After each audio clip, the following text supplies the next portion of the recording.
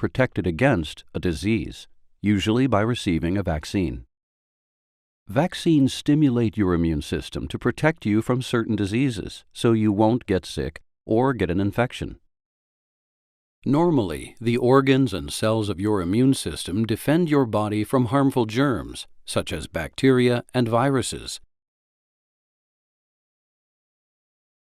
Immune cells are constantly circulating through your body. They monitor certain substances on the surfaces of cells called antigens. Healthy cells have different antigens than diseased body cells or foreign invaders in the body. Immune cells usually ignore the antigens on healthy cells. But when immune cells come across antigens on germs, they destroy the germ. Afterward, the immune cell displays the germ's antigen on its surface. This activates other types of immune cells to help get rid of the infection. For example, some activated immune cells recognize the antigen on infected body cells and then destroy them. Other activated immune cells, called plasma cells, make molecules called antibodies. These antibodies travel through your body and lock on only to germs that have its specific antigen. This marks the germ for destruction. Then, other immune cells attack the germs that have these antibodies. Once the infection is gone, some of the immune cells that were exposed to the antigen become memory immune cells. In the future, if the same type of germ infects your body again, the memory immune cells will be ready to destroy it so you don't get sick. This is called natural immunity. In many cases, it will last your whole lifetime. The problem with getting natural immunity from having the disease itself is that some naturally acquired infections can cause serious complications, or may even be deadly. For example, polio can result in permanent paralysis or death. Measles can cause swelling of the brain, resulting in permanent brain damage or death, especially in children under age 5. And whooping cough, also known as pertussis, can cause complications such as pneumonia, slowed or stopped breathing, and death, especially in babies under 1 year of age. While symptoms may not be severe in all people, it's not possible to know who will be affected enough to become very ill or even die. Vaccines can protect you from getting these diseases and their harmful symptoms. Vaccines often contain a small amount of weakened or killed germs, but some contain genetic material, such as RNA or DNA, that provide instructions for your body's own cells to make the germ's antigen. Usually, you receive a vaccine as a shot. Inside your body, the germ particles in the vaccine teach your immune cells to attack these germs. This process doesn't make you sick, but it does cause your body to make memory cells and antibodies for those germs. As a result, if that germ infects your body later in life, your immune system is ready to fight the infection so that you don't get sick.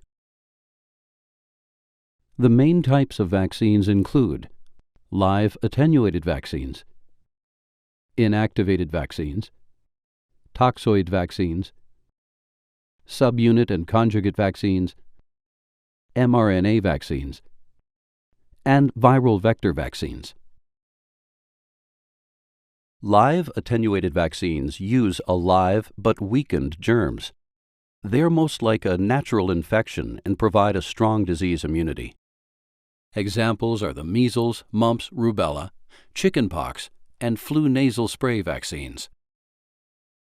Inactivated vaccines use inactive or killed germs. You may need several doses or booster shots over time.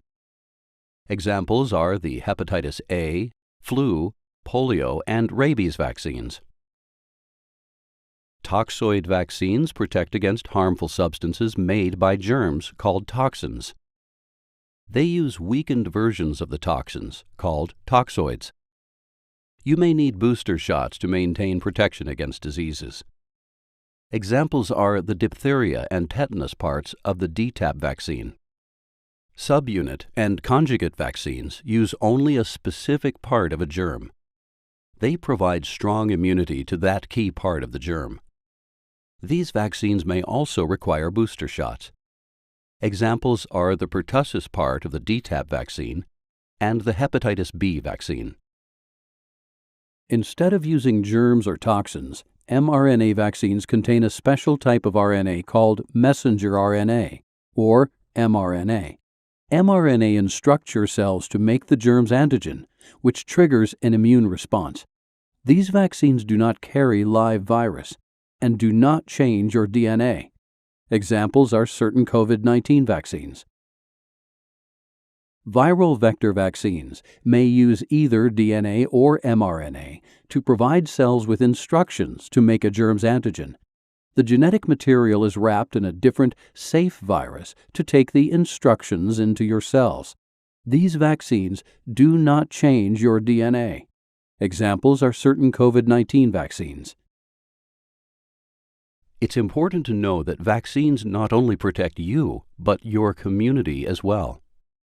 Many diseases that vaccines prevent are spread from person to person.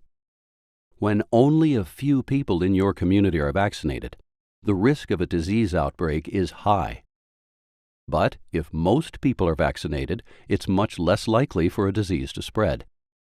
This is called community or herd immunity. Herd immunity is especially important to protect people who can't be vaccinated.